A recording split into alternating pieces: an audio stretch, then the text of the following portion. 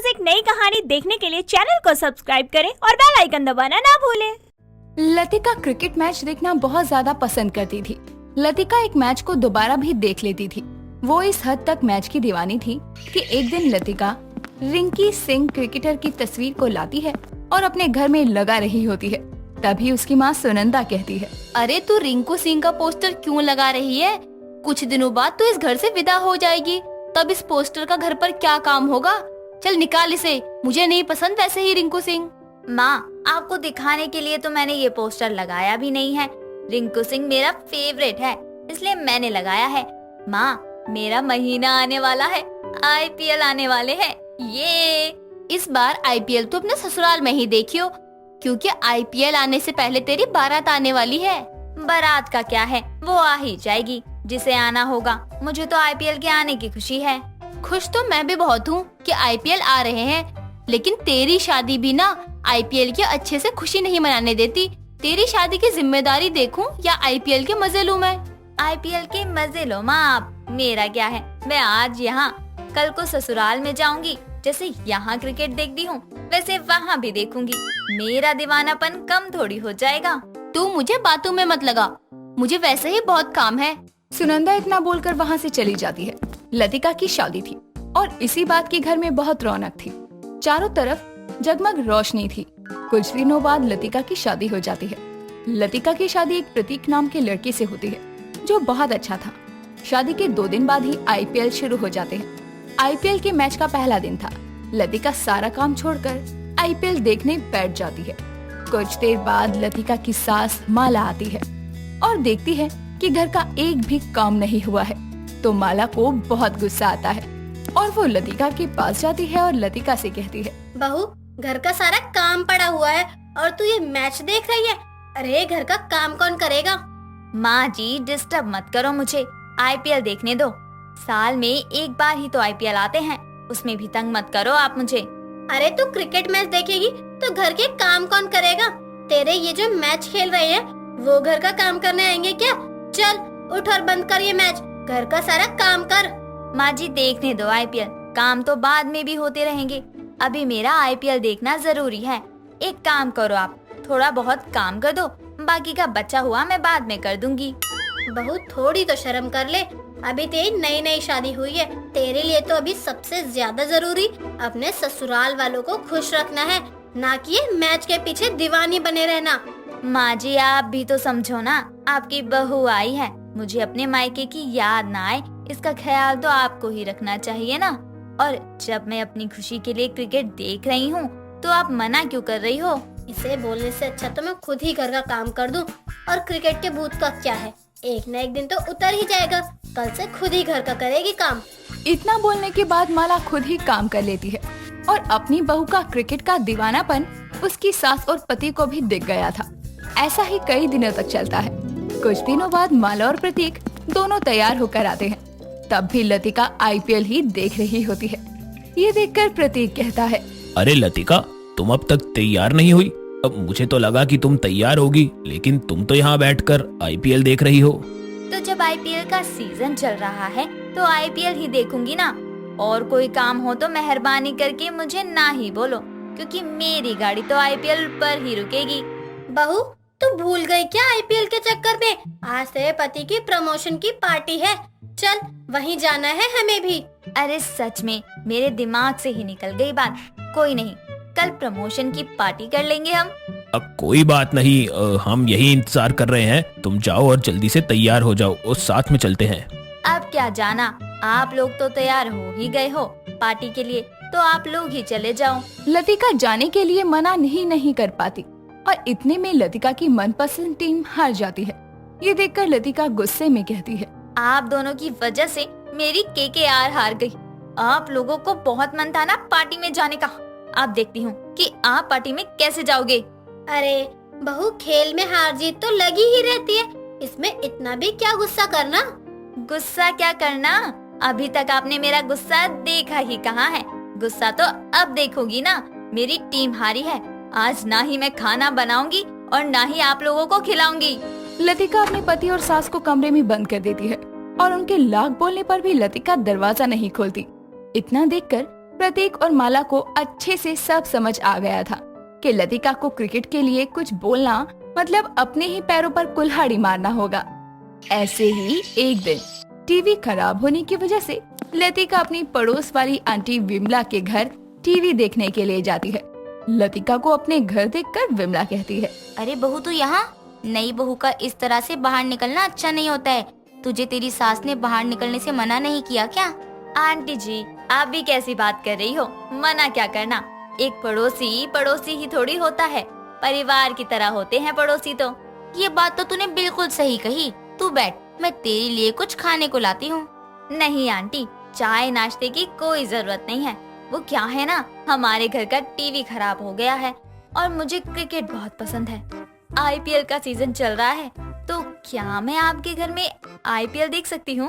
अरे बहू, ये भी कोई पूछने वाली बात है? अभी तू बोल रही थी पड़ोसी भी परिवार होते हैं और अब तू पूछ रही है। जा जाकर देख ले, मैं तेरे लिए कुछ लाती हूँ तब तक। अच्छा आंटी जी, आप ना माँ जी को मत बताना कि मैं आपके घर में क्रिकेट देखने आई हूँ।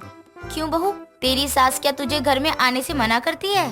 नहीं, मना तो नहीं करती है, लेकिन मेरी सास को मैं बता कर नहीं आई हूँ ना, तो क्या पता उन्हें मेरा यहाँ आना अच्छा ही ना लगे। तो बस इसलिए मैं बोल रही हूँ कि मत बताना माँ जी को।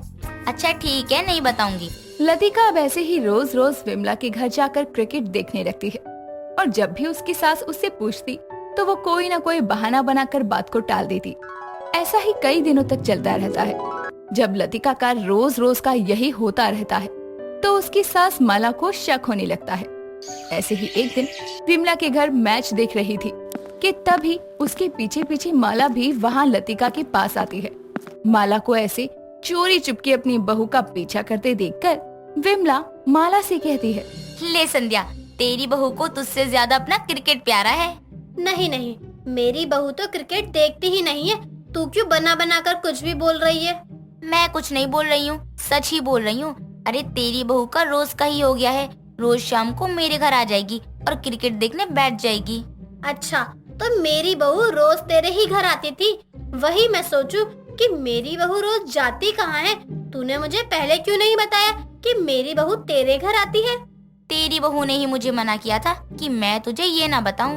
विमला की बात सुनकर माला उसके साथ उसके घर में जाती है और जाते ही सीधा पहले ही टीवी बंद करती है। ये देखकर लतिका कहती है, माँ जी आपने टीवी क्यों बंद किया? बहू अब बस भी कर। तू काम से बचने के लिए रोज यहाँ आ जाती थी, चाहे भले ही क्रिकेट तुझे समझ आए या ना आए। अरे नहीं नहीं, तेरी बहू को तो क्रिकेट समझ आता है। मैं देखती हूँ, जब भी वो मेरे घर आती है ना, क्रिकेट बड़े ही मजे से देखती है। बहू, तुझे क्रिकेट इतना क्यों पसंद है? अरे आंटी जी, जब मैं अपनी माँ के पेट में थी ना, तब मेरी माँ बहुत ज्यादा ही क्रिकेट देखती थी, तो अब वही मुझे भी पसंद है। मैं तो क्रिकेट की दीवानी हूँ। इससे तो मैं कुछ भी बोल ही नहीं सकती।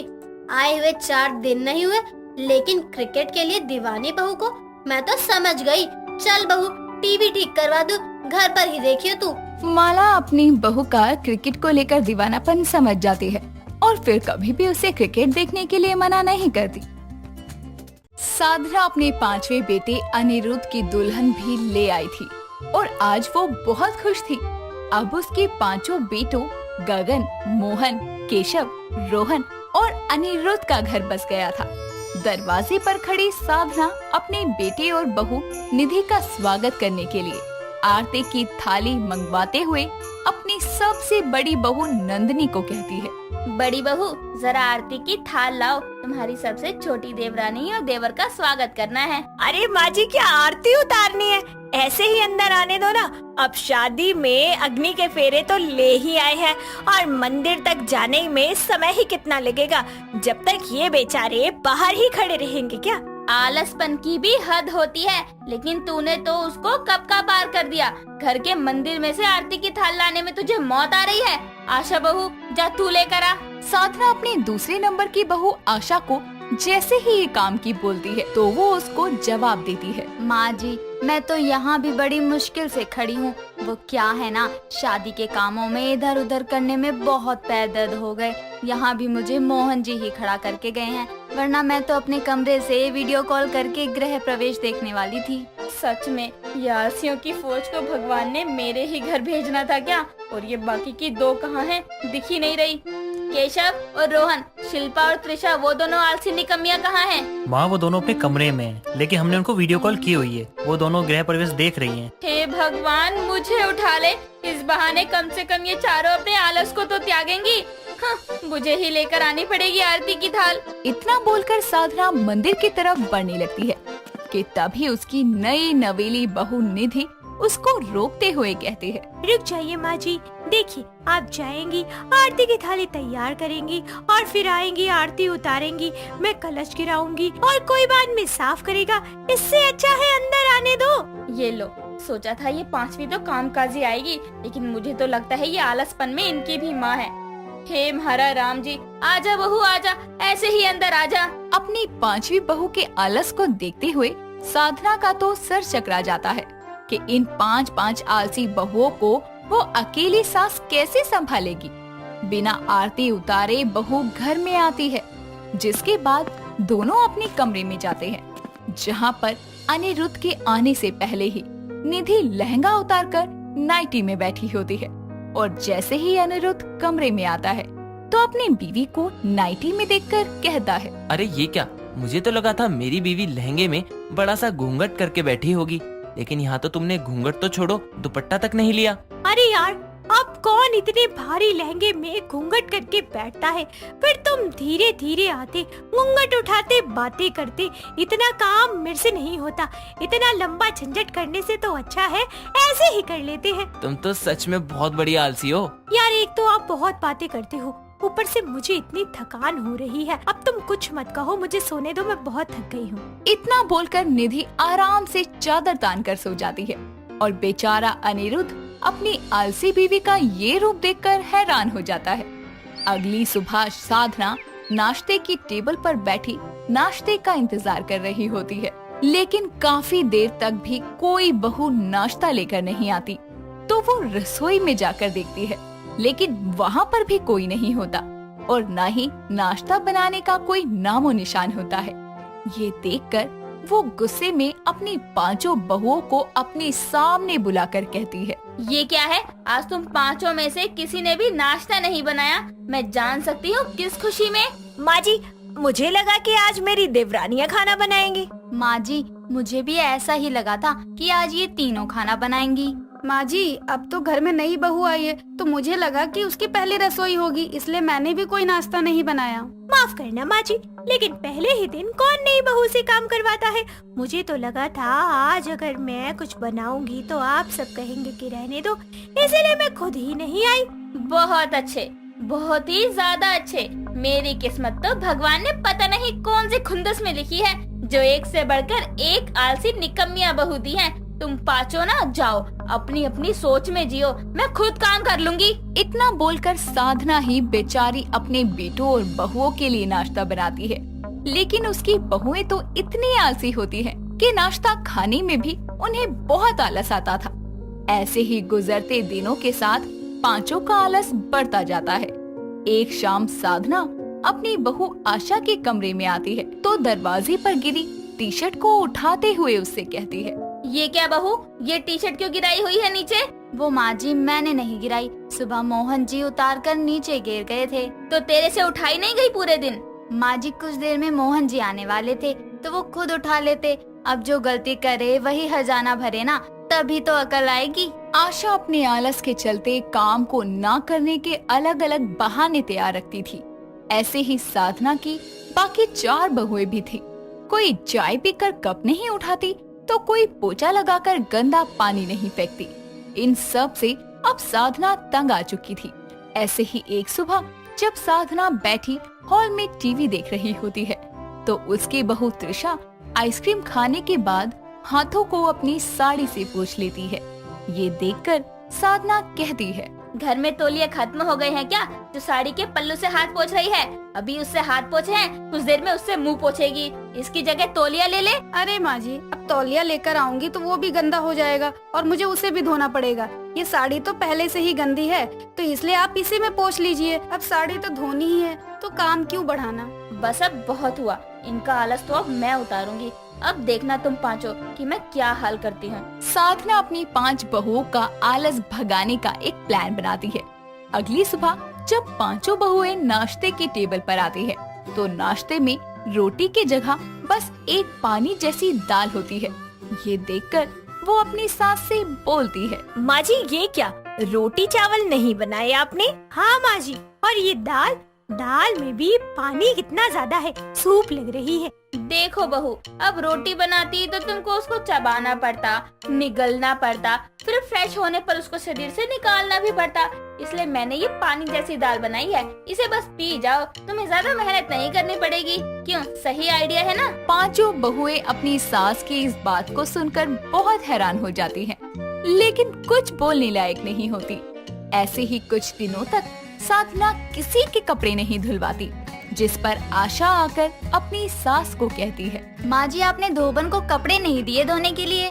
नहीं बहू, वो क्या है ना, कपड़े धुलते तुम उसे पहनते, फिर वो गंदे होते, उनको फिर से धोने के लिए देना पड़ता, इसलिए अब यही कपड़े पहनो, क्या फायदा उतारने का। आशा के पास अपनी सास की इस बात का कोई जवाब नहीं था, इसीलिए वो बिना कुछ कहे वहाँ से चली जाती है। लेकिन अब हालात बद से बदतर होने लगे थे, क्योंकि अब साधना ने खाना बनाना छोड़ दिया था, घर की साफ सफाई छोड़ दी थी और पानी भरना भी छोड़ दिया था, जिससे अब उसकी बहुओं को रोजमर्रा की जिंदगी में दिक्कतें आने लगी थी।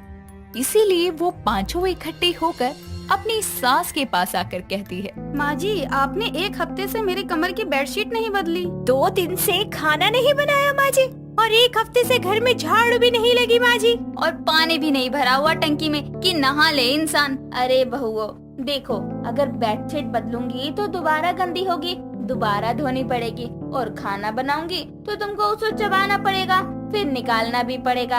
इतनी मेहनत थोड़ी करवाऊंगी मैं तुमसे, और झाड़ू लगाने का क्या फायदा, घर में गंदगी तो रोज होगी। और पानी इसलिए नहीं भरा, आज भरूंगी, कल फिर खत्म होगा, फिर भरना पड़ेगा, तुमको फिर से नहाना पड़ेगा। तो क्यों इतना काम बढ़ाना, जब ऐसे ही सब मस्त चल रहा है। तो कुछ मस्त नहीं चल रहा माँ जी, कुछ मस्त नहीं चल रहा, हमें पता है, ये सब आपने हमें सबक सिखाने के लिए किया है। अरे माँ जी, हमें समझ आ गया है कि आलस इंसान को बर्बाद कर देता है। काम करना और साफ सफाई करना हमारे रोजमर्रा की जिंदगी की जरूरत है, जिनको किए बिना हमारा गुजारा नहीं है। इसलिए हम आलस छोड़कर संभालेंगी। ये हुई ना बात, तो चलो शुरू हो जाओ। आखिरकार साधना का प्लान रंग लाता है और उसकी पांचों आलसी बहुओं को उनकी जिम्मेदारी समझ में आती है। तो दोस्तों, कैसी लगी आपको आलसी बहुओं की ये कहानी? क्या आपके आसपास भी इतनी आलसी कोई है? अगर है तो हमें कमेंट करके उसका नाम बताएं।